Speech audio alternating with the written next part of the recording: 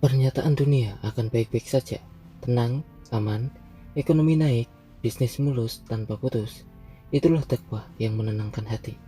Atau ucapan pahlawan nasionalis di kolom komentar. Yang kita tidak tahu, apakah ekonominya benar-benar baik? Apakah kontainernya lancar? Apa mobilnya Rubicon atau masih sejuta umat?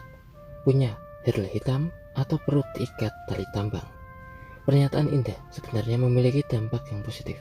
Paling tidak agar psikologismu baik, sehingga kamu bisa membelanjakan uangmu lebih banyak, agar ekonomi tidak ngesot. Tapi kepositifan tanpa kejelasan dapat menjadi bumerang.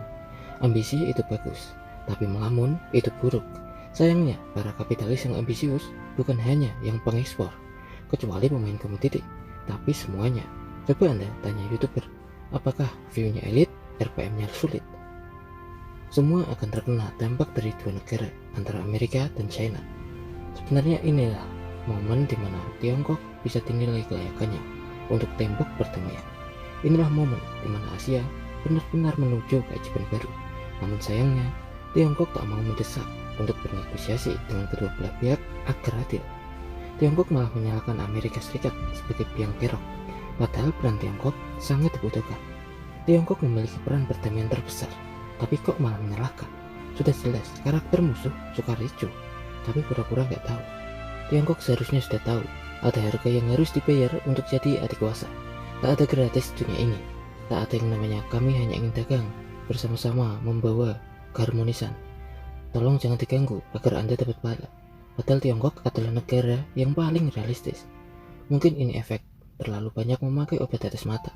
Kenyataan keberatan dosa tak dipakai dalam kancah geopolitik dan ekonomi internasional. Setidaknya warga Palestina sudah ikhlas menerima ini agar tak melukai hatinya. Konflik Rusia-Ukraina hanyalah awal. Mengapa ini bisa terjadi? Di video sebelumnya, saya sudah mengatakan ini imbas pertempuran kubu kapitalis pasar bebas melawan kubu kapitalisme negara. Faktor perang sejarah sangat sedikit. Dunia sudah bergeser. Sekarang faktor realitas kenyataan. Siapa yang nyata pengaruhnya besar? Siapa yang nyata punya sumber daya alam? Meskipun sejarah Tiongkok, Taiwan itu kental. Jika Taiwan negara miskin, tak akan Tiongkok merebutnya. Selama ini, Rusia dan Ukraina memainkan tangan dengan menutup keran pipa untuk menaikkan harga gas alam dengan sekongkol antara Gazprom dan pemerintah Ukraina. Ancaman gas yang tersendat dapat memicu kekhawatiran Barat. Itu hanyalah gas, belum lagi minyak dan sumber daya alam lainnya. Jelas ini dapat membuat takut bagi pihak Barat.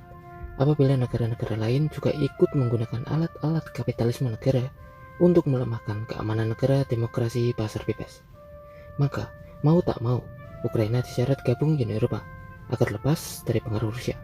Melalui Zelensky yang pro pada Barat, dengan cara itu Barat aman, tak peduli apapun resikonya, dan syarat masuk Uni Eropa adalah tidak memakai kapitalisme negara. Sedangkan keuntungan di sini jelas Tiongkok dapat pasokan energi gas dari Rusia, juga minyak dan sumber daya alam lainnya. Semua orang setuju mengatakan perang adalah pilihan terakhir dan harus dihindari sebisa mungkin.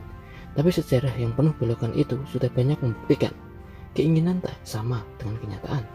Dan ini benar-benar tidak menemukan titik netralnya.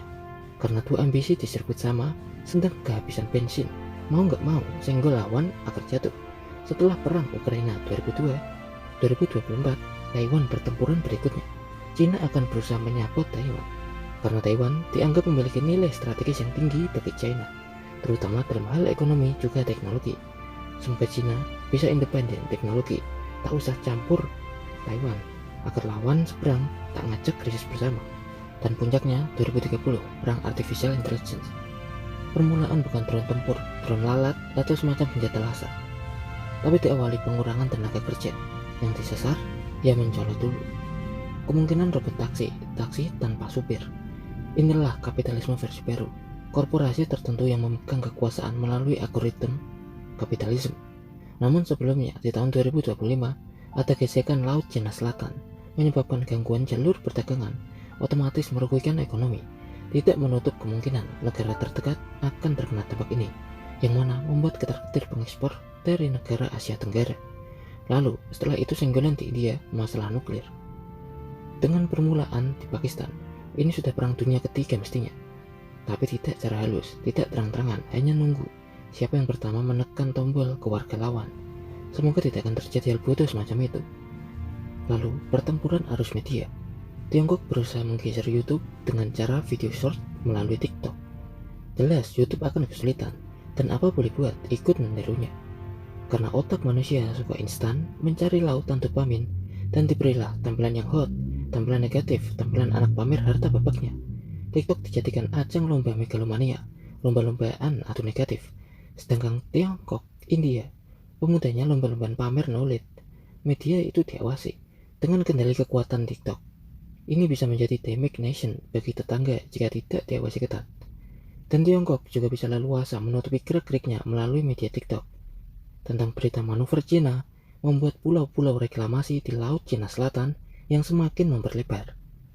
Meski terlihat ironi karena satu dekade bisa tenggelam, namun paling tidak bisa dijadikan benteng pertahanan, sekaligus menyabot keserakahan wilayah laut, dan menaruh alat Megatron di sana. Jangan lupa juga keuntungan ekonomi dan sumber daya alam. Laut itu sumber mineral, gas, dan minyak, juga ikan mahal. Tiongkok maruknya juga parah, sama kayak seseorang yang kepleset naik jet. Sedangkan AS hanya bisa mengawasi, kalau perlu, pakai kapal induk diperbanyak. Apabila begini terus-menerus, konflik terus-terusan, maka akan mencapik-capik ekonomi, dan negara berkembang akan semakin lama untuk merangkak naik.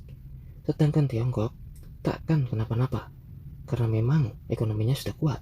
Tetangganya yang kasihan, lalu menyalahkan semua ini karena mereka. Adalah ada harga yang harus dibayar untuk menjadi adik kuasa. India pun sama, ketika posisinya mau adidaya, ya dirincoki.